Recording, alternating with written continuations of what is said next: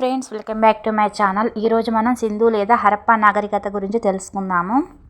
భారతదేశంలో తొలి నాగరికత మరియు ప్రపంచంలోని అత్యంత ప్రాచీన నాగరికతలో ఒకటైన సింధు నాగరికత క్రీస్తు శకం క్రీస్తుపూర్వం 2500 నుండి క్రీస్తుపూర్వం 1750 మధ్యలో విరాజిల్లిందని ఆర్ఎస్ శర్మ అభిప్రాయపడ్డారు. ఈ నాగరికత అవశేషాలు మొట్టమొదటిగా 1926లో మానస్ అనే పురావస్తు శాస్త్రవేత్త కనుగొన్నారు. 1921లో హరప్పా త్రవ్వకాలతో ఈ నాగరికత అధ్యయనం ప్రారంభమైంది. 1921 కంటే పూర్వం ఆర్యుల నాగరికతతోనే మన దేశ నాగరికత ప్రారంభమైందని భావించేవారు. సింధు నాగరికత బయలుపడడంతో అత్యంత ప్రాచీన నాగరికతలు కలిగిన దేశాల జాబితాలో భారతదేశం చేరింది. 1853-56 సింధు నాగరికత ప్రాంతాలను 2 సార్లు సందర్శించిన చరిత్రకారుడు అలెగ్జాండర్ కన్నింగ్హామ్ భారతదేశంలోని సింధు మరియు సరస్వతి లోయల్లో సింధు నాగరికత అభివృద్ధి చెందిన కాలంలోనే ప్రపంచంలో మరో 3 నాగరికతలు వెలిశాయి. అవి మెసొపటోమియా నాగరికత. మెసొపటోమియా అంటే 2 నదుల మధ్య ప్రాంతం అని అర్థం. ప్రస్తుత ఇరాక్లోని టైగ్రిస్ మరియు యూఫ్రటీస్ నది లోయలో ఈ నాగరికత కొనసాగింది. సింధు నాగరికత ప్రజలు సుమేరియా నాగరికతతో సాంస్కృతిక వాణిజ్య సంబంధాలు కొనసాగించారని చెప్పడానికి ఖచ్చితమైన ఆధారాలు లభించాయి. చైనా నాగరికత చైనాలోని హోయాంగ్హో నది లోయలో అభివృద్ధి చెందింది. హోయాంగ్హో అంటే ఎల్లో రివర్ అనే అర్థం. తరచుగా వరదలు వచ్చి విధ్వంసం సృష్టించడం వలన ఈ నదిని చైనా దుఃఖదాయిని అని పిలుస్తారు. ఈజిప్ట్ నాగరికత. ఈ నాగరికత ఆఫ్రికా ఖండంలోని ఈజిప్ట్ దేశంలోని నైలు నది లోయల్లో అభివృద్ధి చెందింది. సింధు నాగరికత ప్రజలు ఈజిప్టు నాగరికతతో కానీ చైనా నాగరికతతో కానీ ఎలాంటి వ్యాపార సంబంధాలు కొనసాగించారని చెప్పడానికి ఆధారాలు లభించలేదు. సింధు నాగరికత విస్తీర్ణం. ఆనాటి సమకాలీన నాగరికతల్లో సింధు నాగరికత అన్నిటికంటే విశాలమైనది. 4 సరిహద్దుల మధ్యన విరజిల్లిన సింధు నాగరికత దాదాపు 13,000 చదరపు కిలోమీటర్ల విస్తీర్ణంలో విస్తరించి ఉంది. ఉత్తర సరిహద్దు జమ్మూ కాశ్మీర్ రాష్ట్రంలోని ఇది సింధు ఉపనది అయిన చినాబ్ ఒడ్డున ఉంది. దక్షిణ సరిహద్దు మహారాష్ట్రలోని దైమాబాద్, ఇది గోదావరి ఉపనది అయిన ప్రవర నది ఒడ్డున ఉంది. తూర్పు సరిహద్దు ఉత్తరప్రదేశ్లోని అలంగీర్పూర్ ఉంది, ఇది యమునాకు ఉపనది అయిన హిందాన్ నది ఒడ్డున ఉంది. సింధు నాగరికతకు చెందిన ప్రధాన నగరాలు హరప్పా, ఇది రావి నది తీరాన కలదు. ప్రస్తుతం పాకిస్తాన్ పంజాబ్ మౌంట్ గోమరి జిల్లాలో కలదు. ఇచ్చటి తవ్వకాలకు దయారాం సాహ్ని నాయకత్వం వహించాడు. 1921 సంవత్సరంలో బయలుపడింది. ఇచ్చటి లభించిన ముఖ్య అవశేషాలు 12 ధాన్యాగారాలు 2 వరుసలలో గలవు. హెచ్ ఆకారంలో శ్మశానం, శవపేటిక, కాంస్యాద్దం, పాముద్రిక, నీటి రిజర్వాయర్. మొహంజోదరో, ఇది పాకిస్తాన్ సింధు రాష్ట్రంలోని లార్కానా జిల్లాలో కలదు. 1922 బయలుపడింది. ఈ నగరంలో తవ్వకాలు రాఖిల్ దాస్ బెనర్జీ నాయకత్వంలో సాగాయి. సింధీ భాషలో మొహంజోదరో అనగా మృతుల దేహాల దిబ్బ. దీనిని నిఖిలిస్తాన్ గార్డెన్ సిటీ అని కూడా అంటారు. సింధు నగరాలన్నిటికంటే అతిపెద్ద నగరం. ఈ నగరంలో కనుగొనబడిన అవశేషాలు స్తంభాలతో కూడిన పెద్ద సమావేశ మండపం, నెమలి నేత్రాలతో గడ్డ వ్యక్తి బొమ్మ, అత్యధిక బావులు. మహాస్నానవాటిక మొహంజోదరో నగరం మధ్యలో కలదు. స్నానవాటిక ఉత్తర దక్షిణ దిక్కులలో మెట్లు గలవు. ఇక్కడ వేడినీటిని పంపే ఏర్పాట్లు గలవు. లోతాలు గుజరాత్లోని బొగోవా నది తీరంలో గలదు. 1950లో ఇచ్చటి ఎస్ఆర్ రావు త్రవ్వకాలు నిర్వహించారు. దీనిని మినీ హరప్పా లేదా దీనిని మొహంజోదరో అని కూడా అంటారు. కాస్మోపాలిటన్ నగరంగా పిలుస్తారు. లోతాలు అనగా సింధీ భాష మృతుల దిబ్బ, గృహల వాకిట్లు, రోడ్డుకు అభిముఖంగా గల ఏకైక నగరం. ఇచ్చట కనుగొన్న విశేషాలు దుకాణాల వరుస, త్రాసు, కొలబద్ద, తునికెరాలు, చదరంగపాట, టెర్రకోట, గుర్రబొమ్మలు. సెన్హుదారా సింధు నది తీరాన పాకిస్తాన్లోని సింధు రాష్ట్రంలో గలదు. దీనిని బొమ్మల కేంద్రంగా వర్ణిస్తారు. ఇక్కడ లభించినవి పశ్చిమాన పెద్ద భవనాలు లేవు. చుట్టూ రక్షణ కోట లేని నగరం. సిరాబుడ్డిని పోలిన ప్రాస్కల్ లిప్స్టిక్, పూసల పరిశ్రమ, అలంకరించిన ఏనుగు విగ్రహం, నెమలి బొమ్మ, నటరాజు అలంకరణ పెట్టె.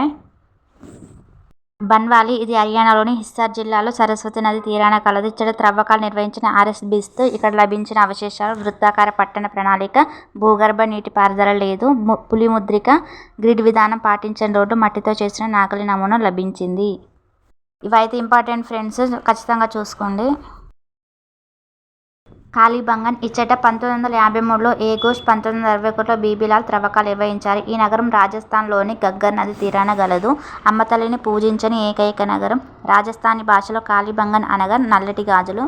ఇచ్చట లభించిన విశేషాలు భూమిని దున్నిన ఆధారం, నాగలి గీతలు, యజ్ఞ యాగాలు చేసిన అగ్నిగుండాలు 2, డోల్ వీరా ఇటీవల కాలంలో కనుగొనబడింది. గుజరాత్లో సముద్ర గర్భంలో కనుగొనబడింది. ఇది భారతదేశంలో 2వ అతిపెద్ద నగరం. దీనిలో 3 భాగాలు, ఎగువ, మధ్య, దిగువ. సింధు నాగరికతకు సంబంధించి 5వ అతిపెద్ద నగరం. ప్రపంచంలో మొదటి రిజర్వాయర్ ఇక్కడ కనుగొనబడింది. మార్కెట్గా ఉపయోగించబడిన భావిస్తున్న పెద్ద స్టేడియం కనుగొనబడింది. పెద్ద లిపితో గల ముద్రలు, బౌద్ధ స్తూపం లాంటి నిర్మాణం ఇచ్చట కనుగొన్నారు. సుర్కటోడా గుజరాత్ కచ్ జిల్లాలో గలదు. ఇచ్చట కనుగొనబడిన గుర్రపు అవశేషాలు, బండరాయితో కప్పబడిన సమాధి. నాగరికత పట్టణ నిర్మాణం. ఈ నాగరికత యొక్క ప్రత్యేకత నగరీకరణ. పట్టణాలలో నివసించారు. దీర్ఘచతురస్రాకార పట్టణాలు 2 భాగాలుగా ఉండేవి. పట్టణాలలో గ్రిడ్ విధానంలో రోడ్డు నిర్మించారు. ప్రధాన వీధులు ఉత్తర దక్షిణాలుగా, ఉపవీధులు తూర్పు పడమరలుగా వంకర లేకుండా నిర్మించారు. ఈ భూగర్భ డ్రైనేజీ అద్భుతమైనది. భూమి లోపల మురుగు కాలువలు, కాల్చిన ఇటుకలు ఉపయోగించారు. మ్యాన్ హోల్స్ గలవు. నగరం చుట్టూ రక్షణ గోడలు నిర్మించారు. నగరం పశ్చిమాన పెద్ద పెద్ద భవనాలు, తూర్పున సాధారణ నివాసాలున్నాయి. సింధు పట్టణాలలో పైన తెలిపిన సాధారణ లక్షణాలు భిన్నంగా ఉన్న పట్టణాలు. లోథాల్ బన్వాలి. భారతదేశంలో ప్రస్తుతం గ్రిడ్ విధానంలో నిర్మించబడిన ఏకైక నగరం చండీగఢ్.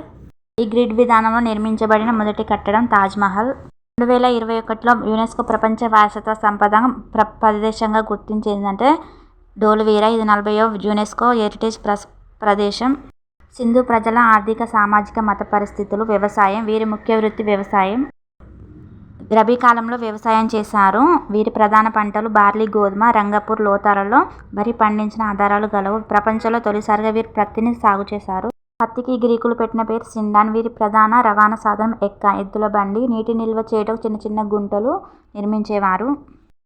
వీరు కర్రనాగలి ఉపయోగించేవారు. వీరికి గుర్రం తెలియదు, సింహం తెలియదు. వీరికి తెలియని పంట చెరుకు.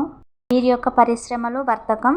వీరి ప్రధాన పరిశ్రమలు ఇటుకల తయారీ, ముద్రణ పరిశ్రమ, పూసల, నౌక నిర్మాణ పరిశ్రమలు. వీరు రాగి, తగరం ఉపయోగించి కాంస్యంతో అనేక వస్తువులు తయారు చేశారు. పూసల పరిశ్రమ కూడా ప్రముఖ పరిశ్రమగా ఉంది. చెన్హుదార, లోథాల్ ఈ పరిశ్రమకు కేంద్రాలు. వీరు కాల్చిన ఇటుకలను ఉపయోగించారు. వీరి ప్రధాన రేవు పట్టణం లోథాలు. లోథాల్ నుండి ఎటెల్ ప్రాంతంలోని దిల్బాన్, మక్రాన్ ప్రాంతాలకు వస్తువులు తీసుకెళ్లేవారు. వీరు సుమేరియా వ్యాపారం విస్తృతంగా చేశారు. సుమేరియన్లు సింధు ప్రాంతాన్ని మెలుహా అంటే తూర్పు ప్రాంతంగా వర్ణించారు. వీరి ప్రధాన దిగుమతులు ఆఫ్ఘనిస్తాన్, బీహారు, బిడ్, మధ్య వెండి, కేతి, రాజస్థాన్, కెల్చిస్తాన్. బంగారం, గోధుమ, బార్లీ, పత్తి, నూనె గింజలు, నేత వస్తువులు ఎగుమతి చేసేవారు. దశాంశ పద్ధతిని ఉపయోగించారు. ఈ యొక్క సమాజం సింధు నాగరికత నిర్మాణాలతో ముఖ్యమైన వారు మంగోలాయిడ్లు, ప్రోటో ఆస్ట్రలాయిడ్లు, మెడిటేరియన్లు, అల్బినాయిడ్లు. వీరిలో మెడిటేరియన్లు ప్రధానమైన వారు. వీరి మతం. వీరి యొక్క ముఖ్య దేవుడు పశుపతి మహాదేవుడు. పశుపతి ముద్రిక మొహంజోదారోలో గలదు.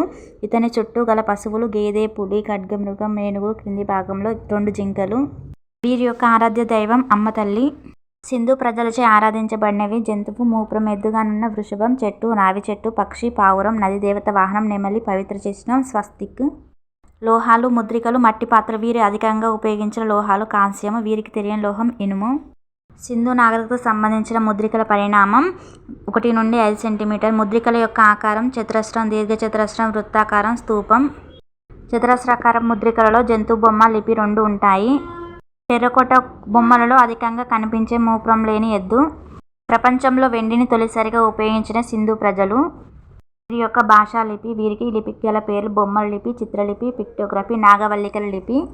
వీరు రాసే విధానం సర్పలేఖనం అని అంటారు. అంటే కుడి నుండి ఎడమకు, ఎడమ నుండి కుడికి రాసేవారు. లిపికి ద్రవిడ భాష లిపికి సంబంధం ఉందని ఫాదర్ హీరాస్ తెలిపారు. బ్రాహ్మీ లిపి సింధు లిపి నుండి ఆవిర్భవించిందని ప్రొఫెసర్ లాంగ్టన్ అభిప్రాయపడ్డారు. ఇండో ఆర్యన్ భాషతో సంబంధం ఉందని ఎస్ఆర్ రావు అభిప్రాయపడ్డారు. నట్వర్జ, ఎస్ఆర్ రావులు సింధు లిపిని చదివి ప్రకటించుకున్నారు. వీరి యొక్క రాజకీయ వ్యవస్థ సంబంధించి ఆధారం లభించలేదు. పరిపాలన విధానం గురించి తెలియటలేదు. అలంకార ప్రియత. వీరు గొప్ప అలంకార ప్రియులు. ఆభరణాలు ధరించేవారు. కాటిక, లిప్స్టిక్లు, ముఖం పూతలు, కేశాలంకరణ సామాగ్రి ఉపయోగించేవారు. స్త్రీ పురుషులు ఇరువురు ధరించినవి కంఠాభరణాలు, కంకణాలు, ఉంగరాలు, ఉష్ణిష్టాలు. స్త్రీలు మాత్రమే ధరించినవి కడియాలు, చెవి ముక్కు పోగులు. స్త్రీ పురుషులు ఉత్తరీయం, అంతరీయం ధరించేవారు. ఈ సింధు నాగరికత పతనానికి కారణాలు ఆర్యుల దండయాత్ర, ప్రకృతి వైపరీత్యాలు, వాతావరణ మార్పులు, పర్యావరణ మార్పులు, సమాజంలో అంతర్గత క్షీణత, సాంప్రదాయ ప్రియత్వం, అరణ్యాలు అంతరించుట, ఆకస్మిక వరదలు, సింధు నది ప్రవాహ దిశలో మార్పు, నదులు ఎంటుట వలన వలసలు. ఇలా సింధు నాగరికత అనేది అంతమైంది. ఆ తర్వాత ఆర్యుల నాగరికత అనేది స్టార్ట్ అయింది. ప్రతి కాంపిటేటివ్ ఎగ్జామ్లో ఈ క్వశ్చన్స్ అయితే కంపల్సరీగా అడుగుతారు. ఎక్కువగా చదవండి వీటిని. ఈ వీడియో మీకు నచ్చినట్లయితే ఒక సబ్స్క్రైబ్ చేయండి. Thanks for watching.